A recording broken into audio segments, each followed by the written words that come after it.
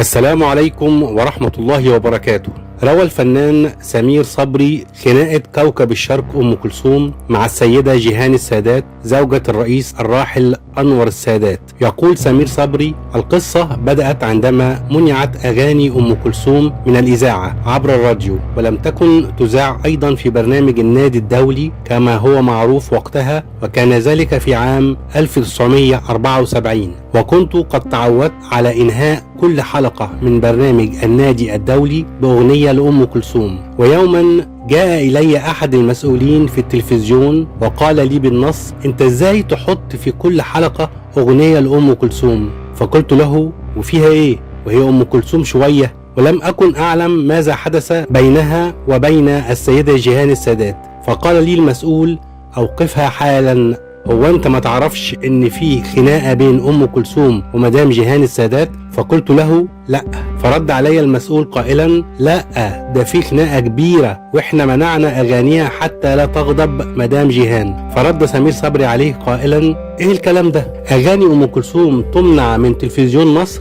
وبعد فترة دعيت لأكون مذيع حفلة كبيرة أقيمت في مستشفى المعادي تكريما لجرحى الحرب، وكان يحضرها الرئيس أنور السادات وزوجته السيدة جيهان والموسيقار محمد عبد الوهاب والسيدة أم كلثوم والفنان يوسف وهبي، وكانت من تغني في هذا الحفل هي عليا التونسية. وذهب سمير صبري لزوجة السادات وقال لها: يا هانم، أنا يصعب علي أن يقال في التلفزيون إن سيادتك منعتي أغاني أم كلثوم من التلفزيون. فاستنكرت ذلك لأنه لم يحدث، واستدعت وزير الإعلام الذي كان وقتها يوسف السباعي، وذهبوا إلى أم كلثوم وقالت للسباعي: معاش اللي يفكر حتى تفكير بأن يمنع أغاني أم كلثوم. ثم تبادلت السيدة جيهان السادات القبلات مع أم كلثوم وقالت لها: انت يا ست ثروة قومية، وأغانيكي فيها السعادة لملايين المصريين والعرب. وفي مذكرات الكاتب الصحفي مصطفى أمين قال إن سر انقلاب السيدة جيهان السادات على أم كلثوم هو قصة الصراع بين لقب سيدة مصر الأولى الذي سعت إليه جيهان السادات بحرص شديد،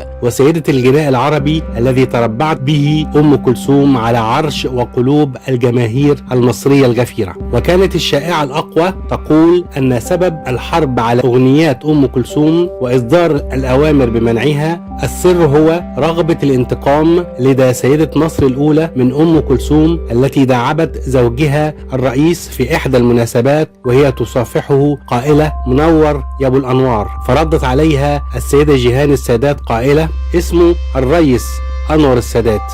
وعن الصدام الآخر الذي كان بين أم كلثوم وعبد الحليم، فأم كلثوم وعبد الحليم كان دائما على خلاف، وكانت أم كلثوم دائما هي بطلة المواقف التي تستفز العندليب. فبعيدا عن الواقعة المشهورة بينهما في عيد ثورة يوليو عام 1966 وإصرار أم كلثوم على الغناء قبله وتعمدها الإطالة في وصلتها الغنائية، هناك واقعة أخرى جرت مطلع رمضان عام 1973 عندما قرر العندليب أن يقدم مسلسله الإذاعي أرجوك لا تفهمني بسرعة مع عادل إمام والنجلاء فتحي على إذاعة صوت العرب بدلا من إذاعة الشرق الأوسط، لرغبة إذاعة الشرق الأوسط في استبعاد نجلاء فتحي من العمل وإصرار عبد الحليم عليها. لكن أصدقاء عبد الحليم تدخلوا وأقنعوه بالعودة إلى إذاعة الشرق الأوسط. وقتها كان الإذاعي وجدي الحكيم يشغل منصب مدير المنوعات بإذاعة صوت العرب، وكان يشرف بنفسه على الترتيبات استعدادا لتسجيل المسلسل في صوت العرب.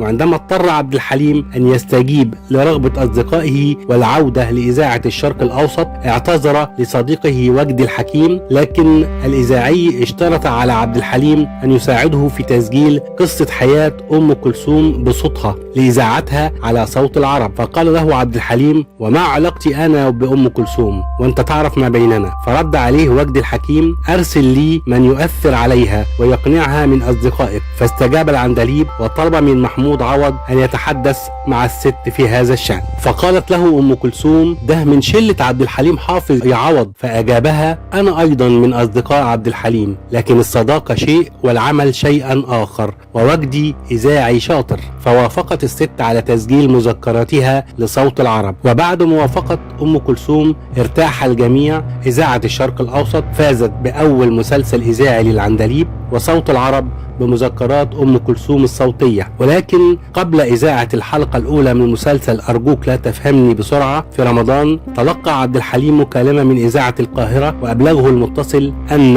أم كلثوم تريد إذاعة الحلقات التي سجلتها بصوتها على محطة صوت العرب في نفس الدقيقة التي يذاع فيها مسلسله على إذاعة الشرق الأوسط. وهنا استشاط عبد الحليم غضبا، وكبرت الأزمة بينهما.